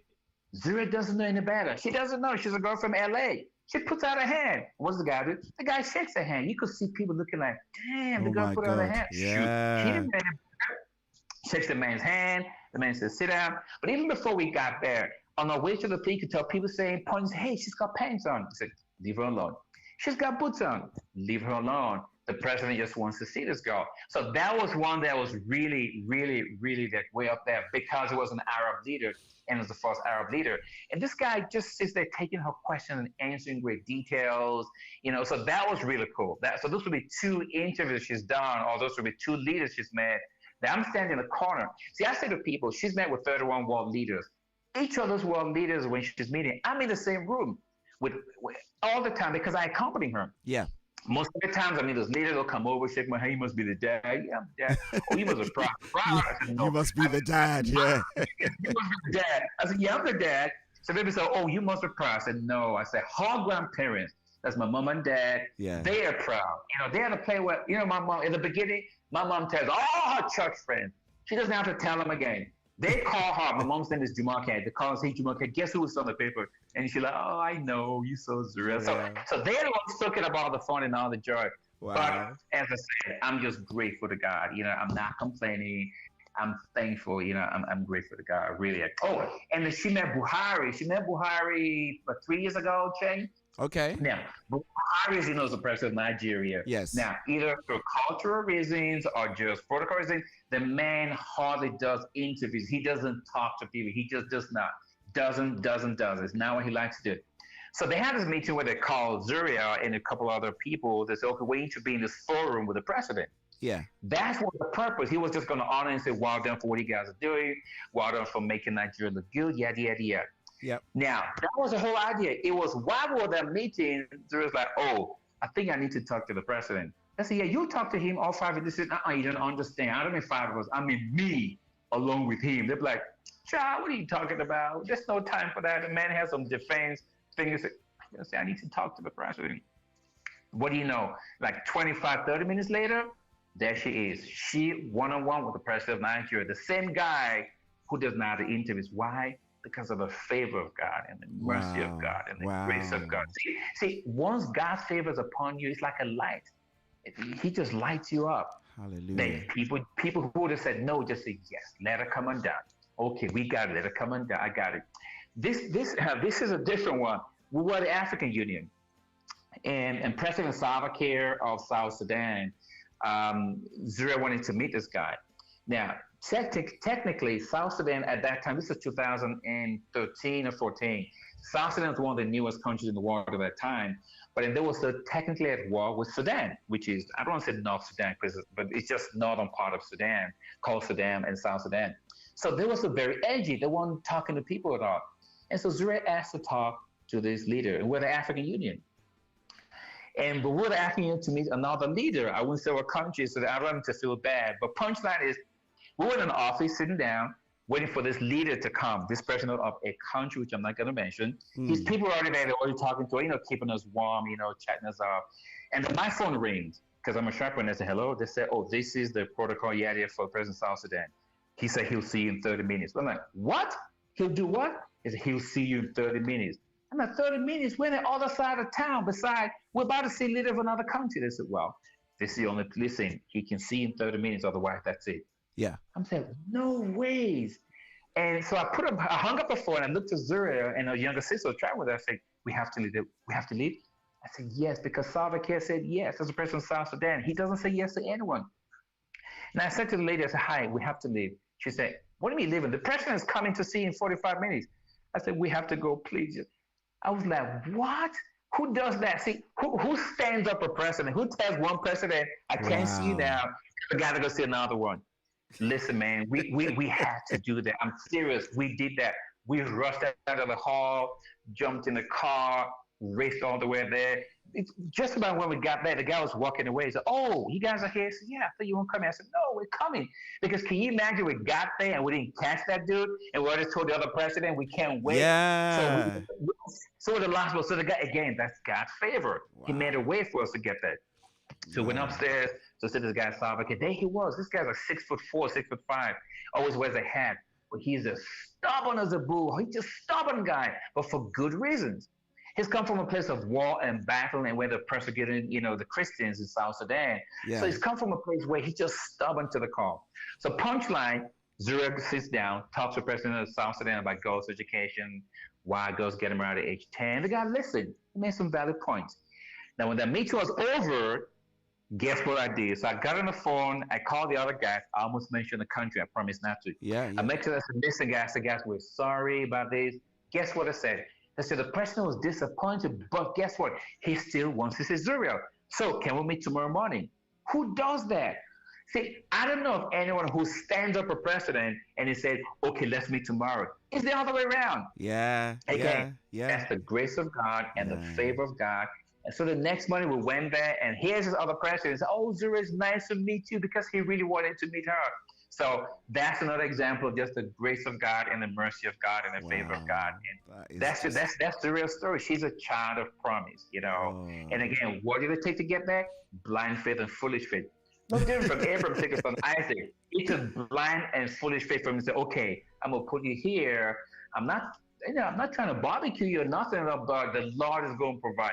Imagine son asking the father, where's the ram? Said, the Lord's going to provide. But he's thinking, Lord, don't fail me now, because I don't tell the boy you're going to provide. Don't fail me now. Same way, that's the favor and mercy. And that's our story. Zura's story is just one of just favor and mercy and grace. And I am thankful, my brother. I'm thankful. I'm full of thanks, and I'm thankful. Both sides of the coin. Amen. Thankful. Full of thanks at the same time. I've put the YouTube link to I call it her show reel, but it's some of her interviews and stuff like that, and you can see her. She puts out that hand. Come on, Mr. President, you need to shake my hand, because my hand's there. She's not thinking about. See, that's the thing about innocence and adults. See, when you're a child, you're fearless, not because you're fearless, but because your mind hasn't been corrupted. Yeah. By the time you become an adult, you've watched the news, you've read the papers, you begin to get conditioned. And so you're forming your own opinion, and people are trying to form your opinion. But in her case, she just puts out her hand because she thinks it's polite. She doesn't think anything about it. She's just herself.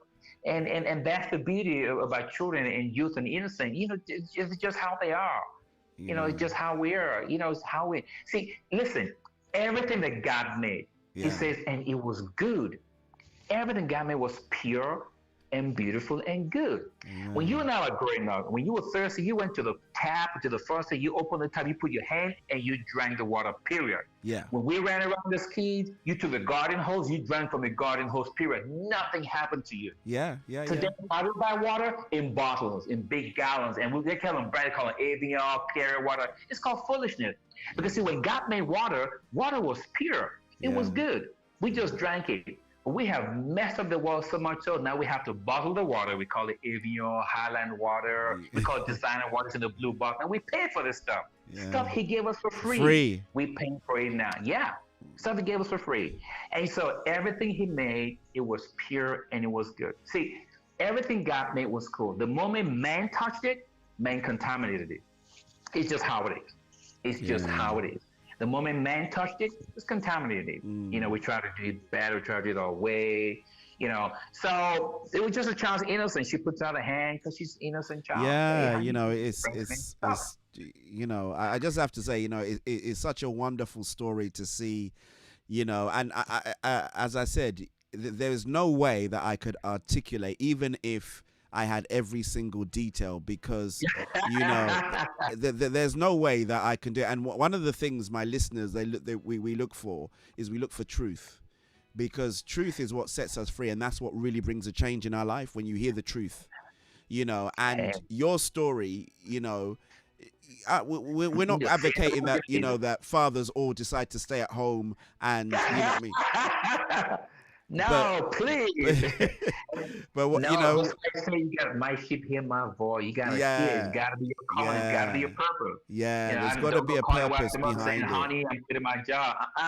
This is what I'm saying. Yeah, it's different for everyone. See, you hold your hand up. There are 5 fingers in your hands, different lengths, but still on the same hand. Yeah, and each one has got a purpose. Yeah, the shortest finger of your hand is your thumb. It's not the weakest. You don't believe me? Try to hold a glass cup without using your thumb. See how foolish it looks. Yeah. Yet it's the shortest finger. So we all call differently, but for the same purpose, to do good and advance the body and do God's work on this earth. So He's going to call us different.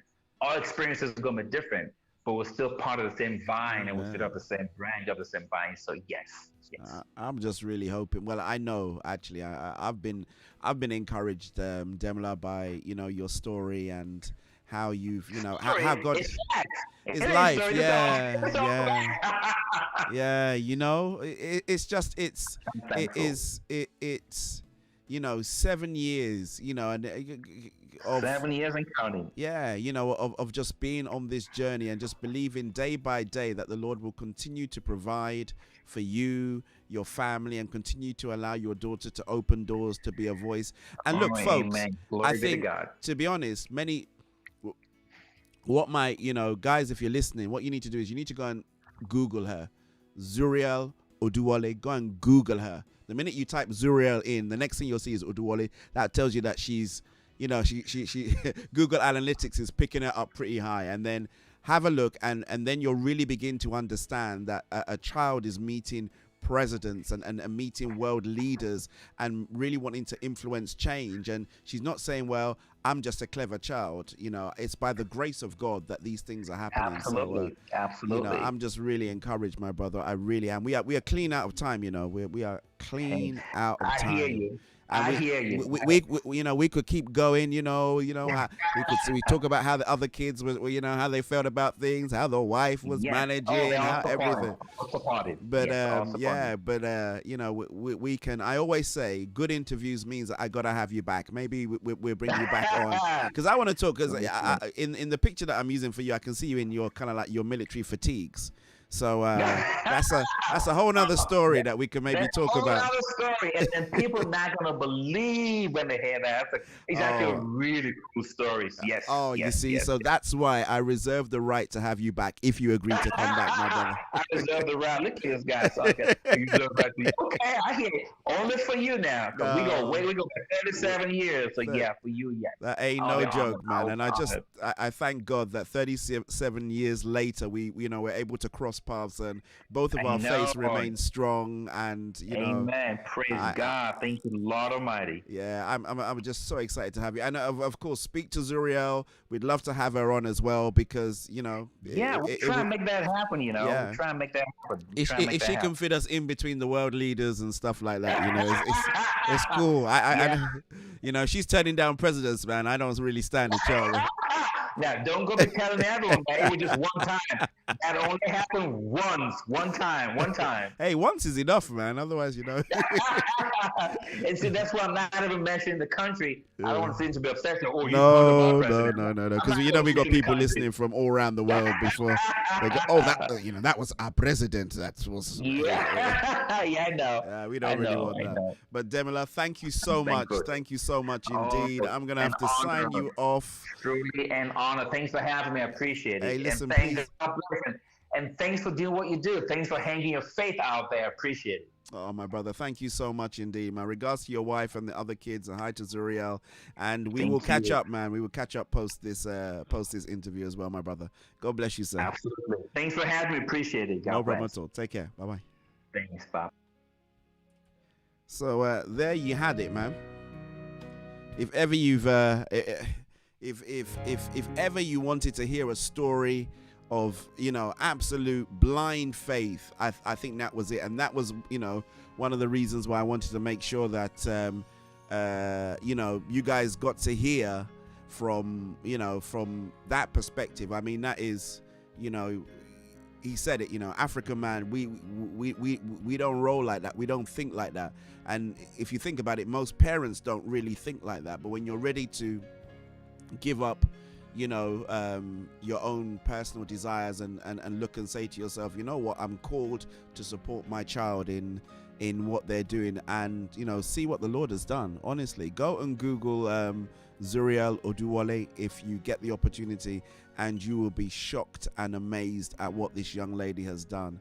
And she couldn't have done this unless her father heard from God and then decided to follow her on this journey. I'm just blown away. So it's been absolutely amazing, absolutely amazing story.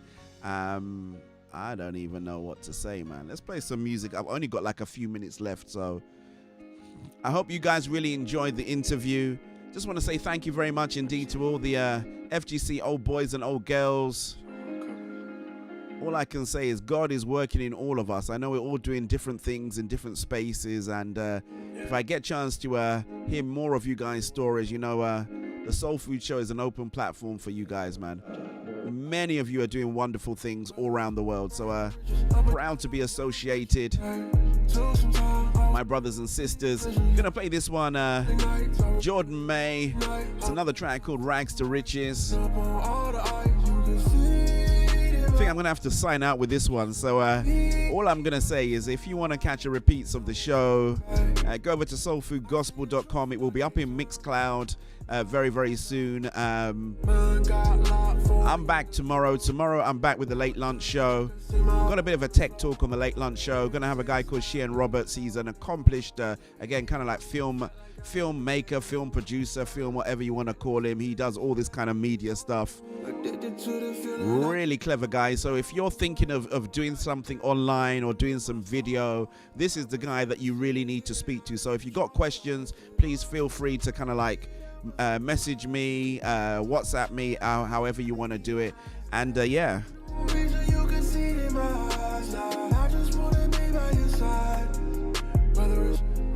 Thank you so much to Ademola Oduwole. We used to call him Demi Show. That was his nickname in school, man. So just going out there to Ademola Oduwole. Thank you so much for taking the time out. Thank you so much to everybody that came on the stream. God bless you guys real good.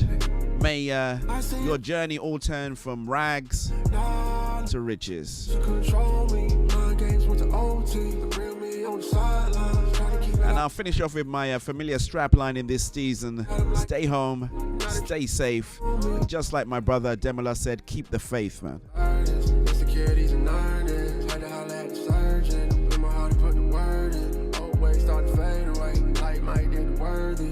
I've been covered by the blood, dog. Not guilty the verdict. See the spirit in control now. Back on roll now. Tryna let my light shine. Ain't coming from a soul now. Almost rolled down, but I had to slow down. Lost but I'm home now. Never be alone now. I don't need no shooters. I got angels all around me. Tryna make $1 million. I'm just tryna feed my family. I know you'll provide a way to help me feed my family. Yeah. Whether it's rise or riches, up or down, I'll be on the mission. Yeah. Took some time, I was blind, I see his vision. Yeah. Lonely nights, I remember them lonely nights. I was living so far from right, pulling up on all the ice. You can see DJ Val, play the music for your mind, body, and soul. And I won't turn back. I see the truth and I can't